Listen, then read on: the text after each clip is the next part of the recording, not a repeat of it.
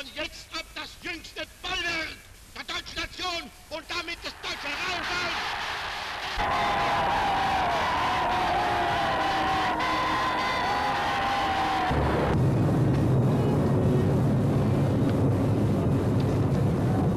La Seconde Guerre mondiale aura été une guerre mécanique et moderne.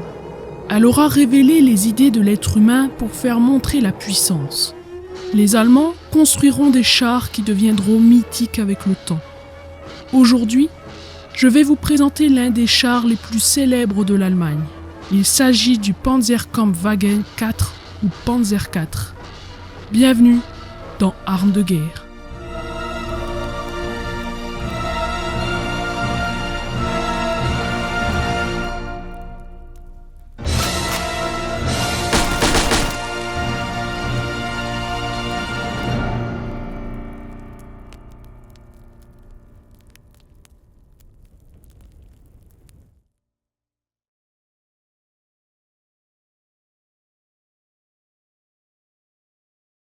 En 1934, le Heereswaffenamt, le département de l'armement et du matériel de l'armée, émet une liste de spécifications techniques pour la fabrication d'un véhicule doté d'un canon à haute vélocité.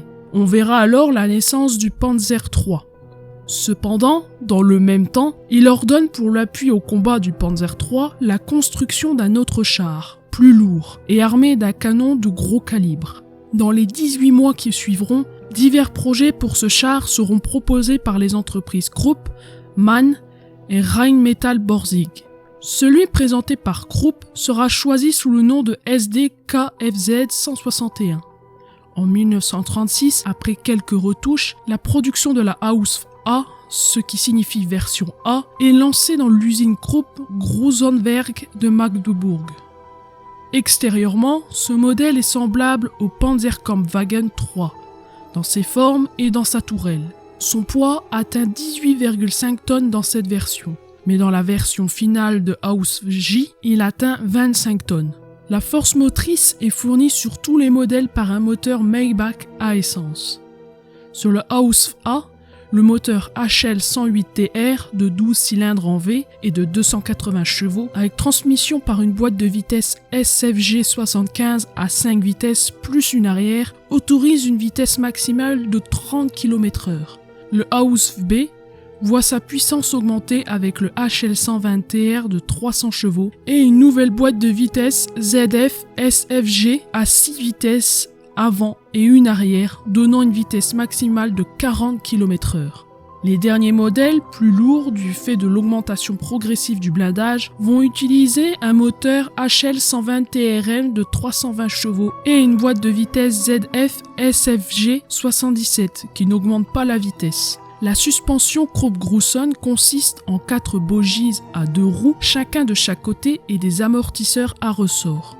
Le train de roulement présente la roue tractrice à l'avant, la roue de tension à l'arrière et dispose de 4 galets de retour. Durant toute la durée de vie opérationnelle du Panzerkampfwagen 4, la configuration de base et le système de suspension demeurent, à quelques rares petits détails près, inchangés. Sur ce Panzer IV, nous pouvons apercevoir un canon de 75 mm KWK 40L/48 à bouche à feu à double ouverture latérale qui peut tirer des projectiles d'une vitesse initiale de sortie de 750 mètres par seconde.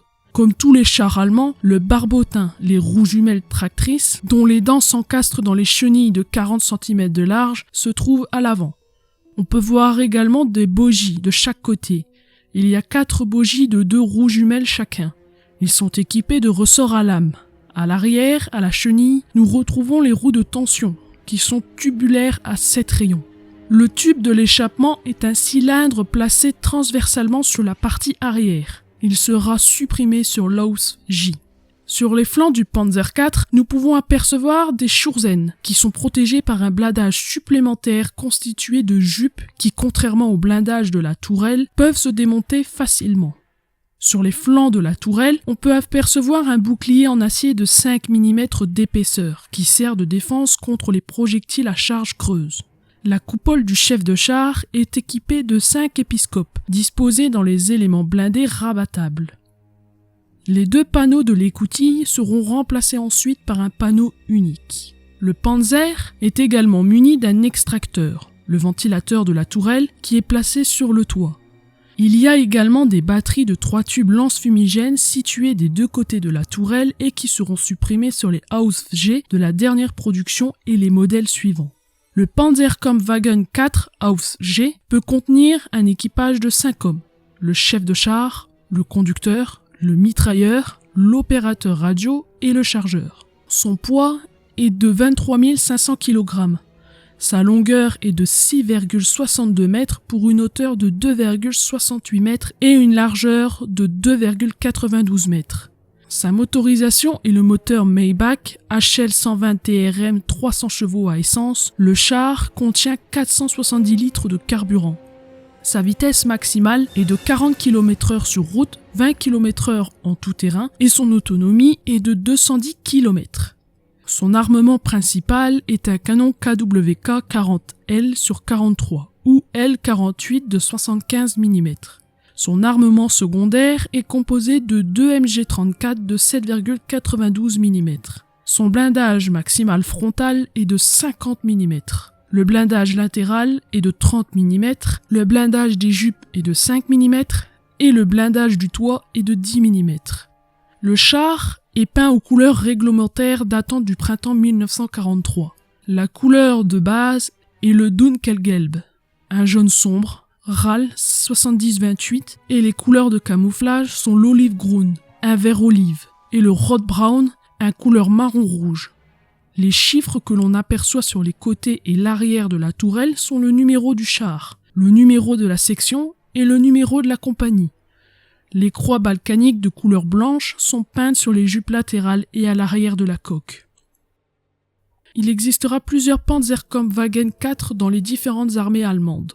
Dans la Leibstandarte Adolf Hitler, le Panzer présente de grands chiffres noirs sur les côtés et à la partie arrière de la tourelle. Les croix balkaniques nationales se trouvent sur les côtés et à l'arrière de la coque. Le symbole de la division, une clé à l'intérieur d'un écu à orle avec les feuilles de chêne, est peint à gauche de la meurtrière du conducteur et à côté de la croix balkanique à l'arrière. Cette division blindée de grenadiers est portée au rang de division blindée en juin 1943. Ce modèle sera utilisé à Jarkov en février 1943. Dans la Panzer Division Hermann Göring, une division blindée de parachutistes HG de la Luftwaffe, le char porte des taches très diffuses de camouflage de couleur vert-olive sur la couleur d'une usine jaune sombre. Sur les côtés et à l'arrière de la tourelle, on distingue les numéros formation de grande taille, rouge, profilés de blanc. Il ne porte qu'une seule croix balkanique située sur la partie supérieure arrière de la coque. Ce modèle sera utilisé en Italie en mai 1943.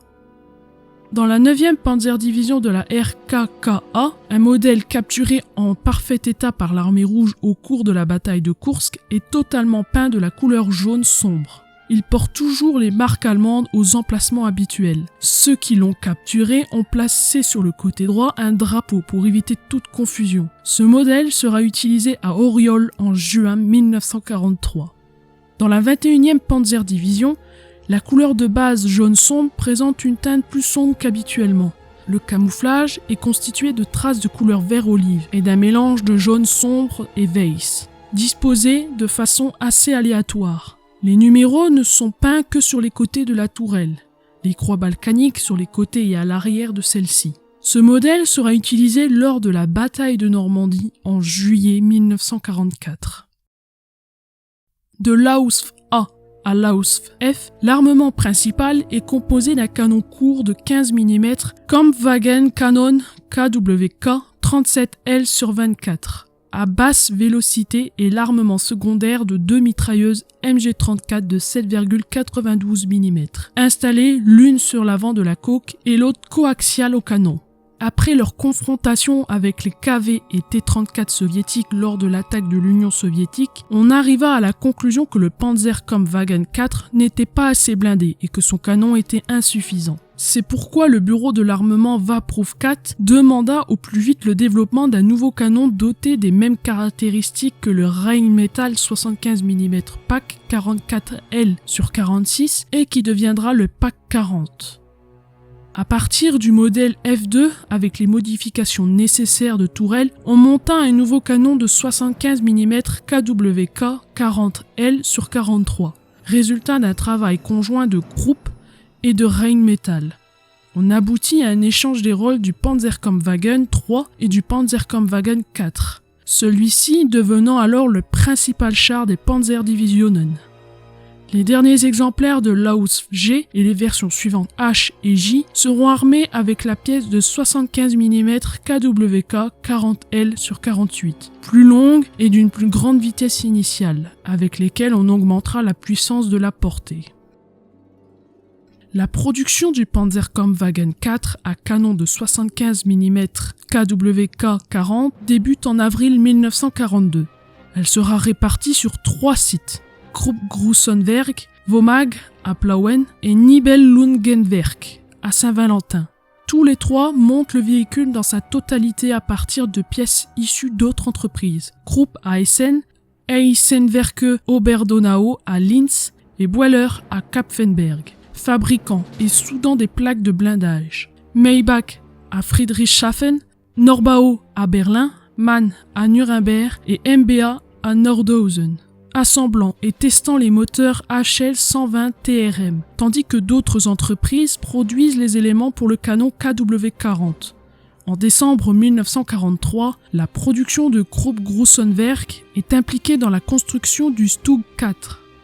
Et au printemps 1944, Vomag entame l'élaboration du Jagdpanzer 4.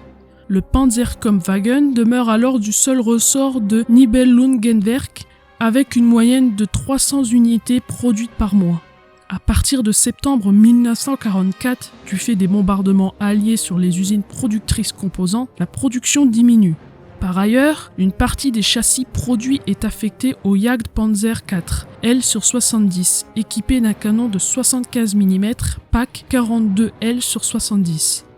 À la mi-octobre de la même année, un autre bombardement de l'usine Nibelungenwerk endommage gravement les installations.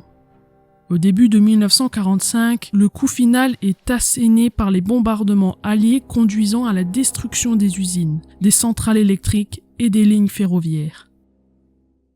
Après la guerre, le Panzerkampfwagen 4 sera utilisé dans les armées finlandaises et espagnoles. En 1965, durant la guerre entre Israël et la Syrie, le Panzer 4 acquis auprès de la France et de l'Espagne seront utilisés. En 1967, durant la guerre des 6 jours, les modèles restants seront utilisés par la Syrie en position statique sur les hauteurs du Golan. Le dernier Panzer 4 sera détruit par un Sherman israélien modifié. Le Panzer 4 aura été un bon char de combat durant la Seconde Guerre mondiale. Mais Hitler pensait à un autre char, des chars plus lourds et plus impressionnants. Mais ça fait partie d'une autre histoire d'armes de guerre.